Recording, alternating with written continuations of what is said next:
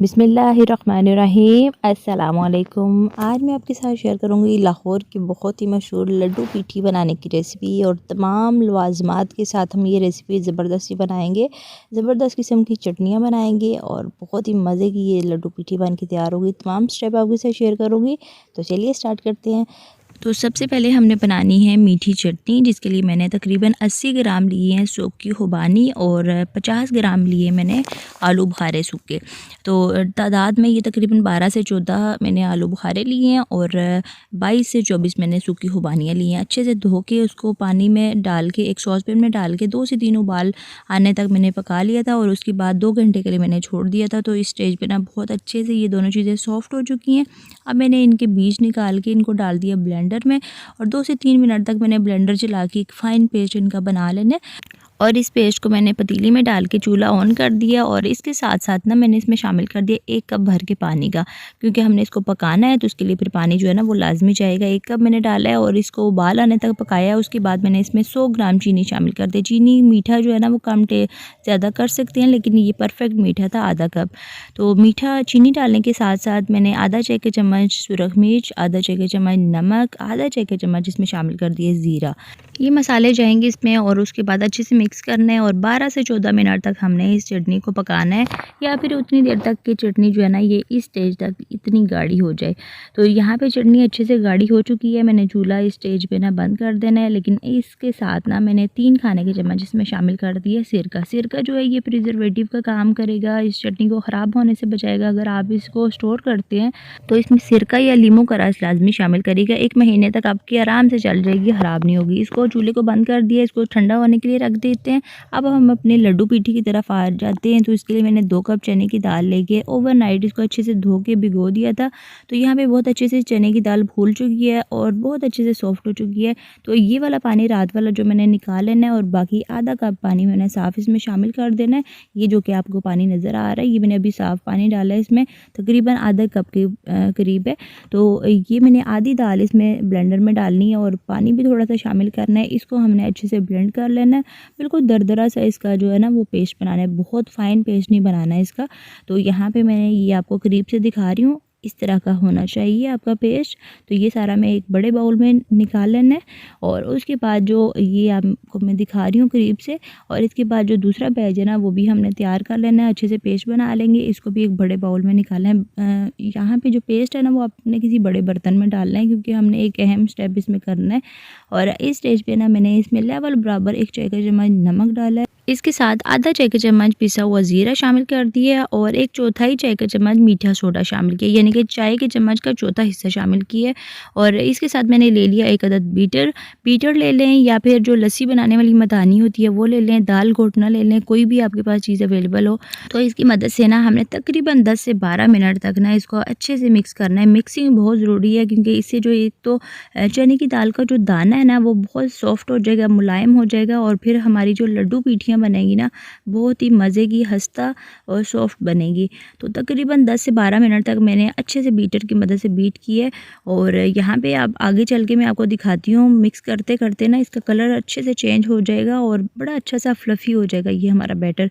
तो नमक मैंने इस स्टेज पे चेक किया था, नमक मुझे कम लग रहा था, आधा चाय का चम्मच नमक मैंने मज़ीद इसमें शामिल कर दिया और अच्छे से ना हमने मिक्स करना है इसको। यहाँ पे ये आगे चल के ये देखें, इसका कलर जो है ना वो बहुत अच्छे से चेंज हो चुका है और ये इसका जो मिक्सचर है ना बहुत अच्छा सा फ्लफ़ी सा हो चुका है।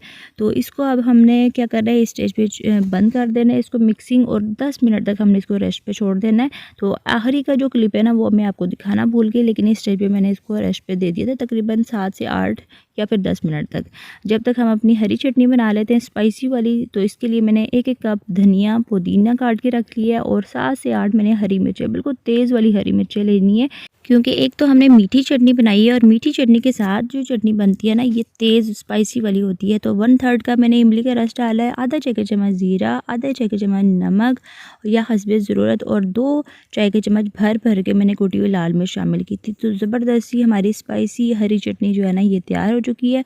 इसको भी हम साइड पे रखते हैं। और एक मीठी चटनी है, एक स्पाइसी चटनी है, तो इन दोनों के लेवल को बराबर करने के लिए हमने यहाँ पे दही ले लिया। दही में कुछ भी नहीं जाएगा, सिंपल हमने बस इसको बीट करना है अच्छे से और उसके बाद इसको भी हम साइड पे रखते हैं।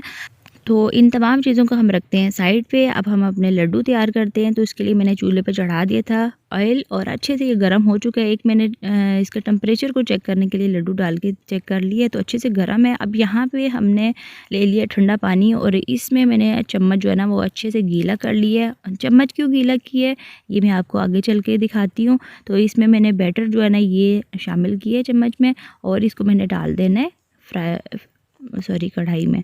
तो ये देखें बहुत ही अच्छी सी गोल हमारा जो लड्डू है ना ये तैयार हुआ है। और दूसरा मैंने ऐसे ही गीला किए बगैर ही डाला है तो टेढ़ा मेढ़ा सा बना है। तो इसलिए जो है ना हम हल्का सा गीला करेंगे इसको और उसके बाद ना बिल्कुल हल्के हाथ से हम इसमें एक साइड से डाल देंगे। तो इससे क्या होगा कि हमारे जो लड्डू है ना बिल्कुल बाज़ार की तरह गोल गोल बनेंगे। और यहाँ पे साइज़ अगर आपने बड़ा रखना है तो आप बड़े साइज़ का चम्मच ले लें, लेकिन मैंने बिल्कुल मीडियम साइज़ का चम्मच लिया और दरमियाने से मैंने बनाए हैं। तो हम साथ साथ इसको गीला करते जाएंगे चम्मच को और साथ साथ इसमें लड्डू शामिल करते जाएंगे। तो थोड़ी देर तक एक साइड से फ्राई होने के बाद फिर हम इसकी साइड चेंज करेंगे। चूल्हे की आंच हमने तेज़ नहीं करनी क्योंकि चने की दाल कच्ची थी और हमने इसको पकाना है अंदर तक अच्छे से। तो दरमियानी आग पे प्यारा सा गोल्डन ब्राउन कलर आने तक हमने इसको अच्छे से फ्राई करना है। तो वक्फे वक्फे से चम्मच चलाते जाएंगे ताकि लड्डू जो है ना वो दोनों साइडों से अच्छे से पक जाए और अंदर तक अच्छे से पक जाए। तो यहाँ पे अच्छे से प्यारा सा माशाल्लाह से कलर आ चुका है। तो मैं अब लड्डू निकालती जाऊँगी और उसके बाद में यहाँ पे मैं छलनी में डाल रही हूँ ताकि इसका जो एक्स्ट्रा ऑयल है वो निकल जाए। तो यहाँ पे सारे लड्डू माशाल्लाह से हमारे तैयार हो चुके हैं और बाकी जो मिक्सचर बच गया उसके भी हम लड्डू तैयार कर लेंगे। अच्छा जी, यहाँ पे जो फर्स्ट बैच था ना ये माशाल्लाह से हमारा तैयार हो चुका है और इसको बिल्कुल बाज़ार की तरह एक स्मोकी फ्लेवर लाने के लिए ना मैंने कोयले का धुआं, कोयले का दम देना है। तो 2 कोयले मैंने पहले से चूल्हा ऑन करके तो उनके ऊपर रख दिए थे, अच्छे से गर्म हो चुके हैं। तो फ़ौरन से मैंने इसके ऊपर डालना है थोड़ा सा ऑयल और उसके ऊपर ना जैसे धुआं निकलेगा तो फ़ौरन से फ्राई पैन पर मैंने ढक्कन रख दिया ना तकरीबन 2 से 3 मिनट के लिए। ये जो कोयले का दम है ना ये बहुत मज़े का ज़बरदस्त सा बिल्कुल बाज़ार जैसा फ्लेवर इन लड्डुओं में लेके आएगा। तो बाकी भी सारे लड्डू मैंने तैयार करके इसी तरीके से फ्राई पैन में डाल लिए हैं और इन तमाम को मैंने कोयले का दम दे देना है। तो इससे ना बहुत मज़े का इनका टेस्ट आएगा। तो माशाल्लाह से तमाम चीज़ें हमारी तैयार हो चुकी हैं। तमाम को मैंने सर्विंग प्लेट में, सर्विंग बाउल में निकाल ली है। अब बारी आती है लड्डू बनाने की। तो ये अहम स्टेप है तमाम मेहनत के बाद, तो इसको आप मिस बिल्कुल नहीं करिएगा।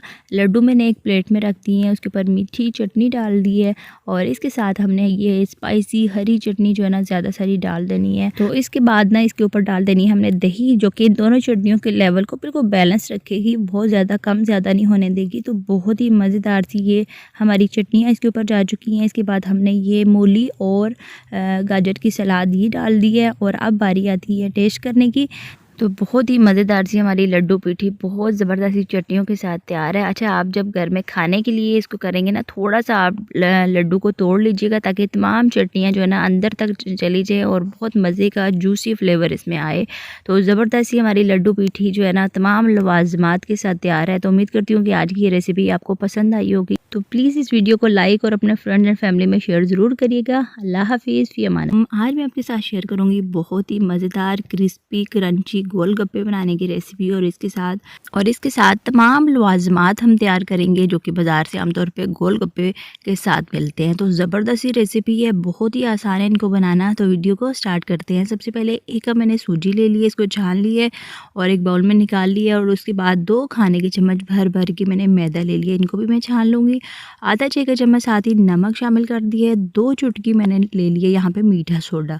बस ये चंद इंग्रेडिएंट है जो इसमें गोलगप्पे बनाने में इस्तेमाल होंगे। अच्छे से मिक्स करेंगे। आधा कप मैंने पानी नॉर्मल ले लिया है, थोड़ा थोड़ा करके मैं इसमें पानी शामिल करती जाऊँगी और इसकी एक दरमियानी सी, ना बहुत सख्त ना बहुत पतली, दरमियानी सी इसकी डो तैयार कर लेंगे। जिस तरीके से आमतौर पर रोटी का आटा गूंदा जाता है ना उसी तरीके से इसकी डो बनेगी, लेकिन इसमें हमने सूजी का इस्तेमाल किया है।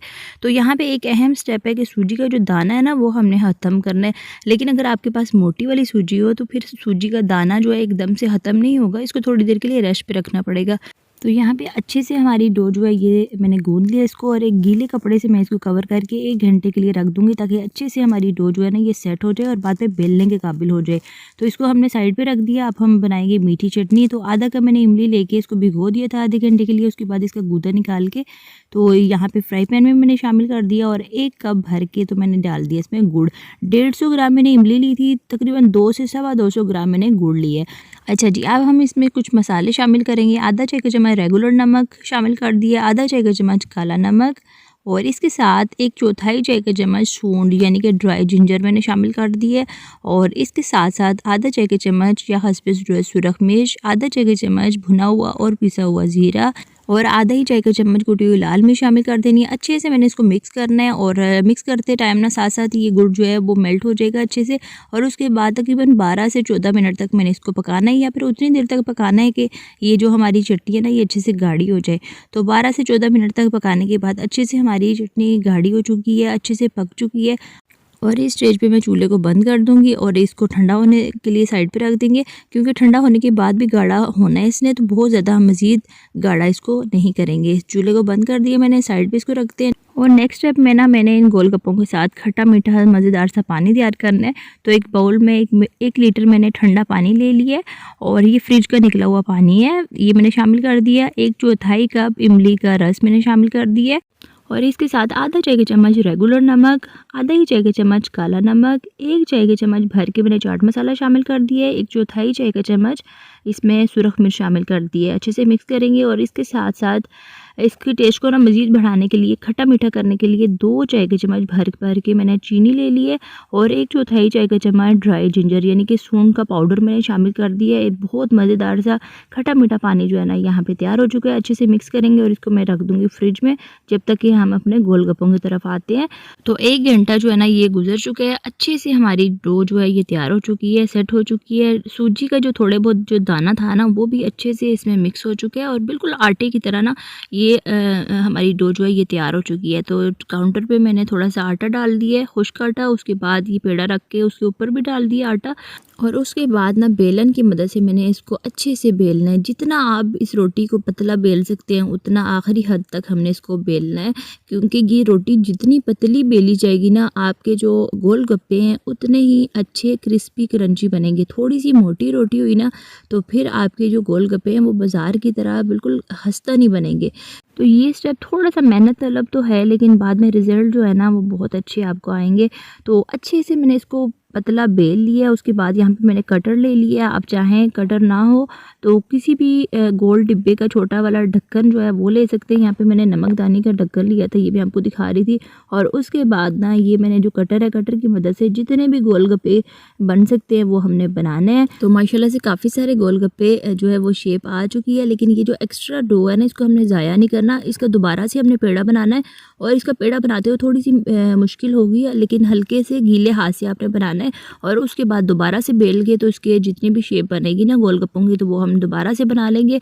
और इसके ऊपर ये मैंने गीला कपड़ा डाल दिया ताकि ये सूखने ना पाएँ। और जब तक हमारा तेल गर्म हो जाएगा तो कढ़ाई में मैंने तेल डाल के तो इसको तेज़ आग पे ना गर्म कर लिया, फुल तेज़ होना चाहिए। उसके बाद गोलगप्पा डालना है और फ़ौरन से छानी की मदद से ना हम ऊपर से इसको दबाते जाएंगे ताकि ये फूल जाए। ज़रा सी भी आपने देरी की ना, इसको ना ऊपर से दबाया तो फिर ये ज़्यादा फूलेगा नहीं। और मैं आपको ये काफ़ी सारे करके दिखाती हूँ। और फ़ौरन से आपने इसको बेलना है। 2-3 एक साथ भी डाल दिए ना तो साथ साथ आपने इन तमाम पे तवज्जो रखनी है। मैंने जितने भी गोलगप्पे बनाए थे इनमें 1 से 2 पीस जो है ना वो ख़राब हो गए थे, ज़्यादा फूले नहीं थे, क्योंकि एट अ टाइम मैंने इनके ऊपर से इस तरीके से दबाया नहीं था। तो बाकी माशाल्लाह से सारे गोलगप्पे बहुत ही अच्छे मज़ेदार से ज़बरदस्त से फूल गए थे। और ये देख सकते हैं आप अच्छे से फूल गए गोलगप्पा। और इनको प्यारा सा ब्राउन कलर आने तक हमने फ्राई करना है। और माशाल्लाह से आप देख सकते हैं एक साइड से फ्राई हो चुके हैं, इनकी साइड चेंज कर देंगे। और बहुत ही मज़े के खस्ता गोलगप्पे आपके तभी तैयार होंगे अगर आपने इनकी रोटी जो है ना पतली बेली। तो रोटी जितनी आपसे हो सकती है आपने पतली बेलनी है ताकि आपके गोलगप्पे बिल्कुल बाजार जैसे बने। तो यहाँ पे एक थाल में मैंने नीचे पेपर बिछा लिया था ताकि जायद जितना भी तेल है ना वो सारा पेपर अपने अंदर जज्ब कर ले और हमारे गोलगप्पे जो है ना वो क्रिस्पी रहें। तो यहाँ पे सारे माशाल्लाह से गोलगप्पे जो हैं वो तैयार कर लिए हैं मैंने। और मैंने ये जो डो आपको दिखाई ना ये 2 पोर्शन में मैंने डिवाइड की थी। 2 कप सूजी से मैंने काफ़ी सारे गोलगप्पे मैंने बनाए थे माशाल्लाह से। और सारे उसी टाइम में ख़त्म हो गए थे क्योंकि इतने मज़े के बने थे और सबको बहुत ज़्यादा पसंद आए थे। तो ये तमाम लवाजमात जो है ना मैंने इसके साथ तैयार कर लिए। अच्छा, आलू छोले आपको अलग-अलग नज़र आ रहे होंगे, आप चाहें तो इन तमाम को मिक्स करके साथ सर्व कर सकते हैं। लेकिन हमारे छोटे बच्चे हैं तो कोई टमाटर नहीं खाता, कोई प्याज नहीं खाता, तो इसलिए चीज़ें ज़ाया ना हो तो इसलिए मैंने फिर अलग-अलग इनको सर्व किए। तो यहाँ पे मज़ेदार सा एक मैंने गोलगप्पा आपको बना के दिखाया, ज़बरदस्त तैयार हो चुका है। और बाकी सर्व किस तरीके से करना है। तो यहाँ पे मैंने एक प्लेट में निकाली है गोलगप्पे और इनको ऊपर से मैंने तोड़ लेना है और इसके बाद इसमें छोले और आलू, प्याज, टमाटर तमाम चीज़ें शामिल करके ऊपर से ग्रीन चटनी। अच्छा, ये ग्रीन चटनी जो है ना, ये धनिया, पुदीना, हरी मिर्ची, ये तमाम चीज़ों को मैंने पीस के तो दही में मिक्स कर लिया था, तो ये मैंने डालनी है। ऊपर से मीठी चटनी डालनी है। तो जितनी आपको फीलिंग इसके अंदर रखनी है ना, आपने इसमें डाल के और उसके बाद खट्टे मीठे पानी के साथ इसको सर्व करना है। तो ज़बरदस्त रेसिपी हमारी तैयार है। तो इसके साथ ही मैं आपसे इजाज़त चाहती हूँ। फ़ी अमान अल्लाह।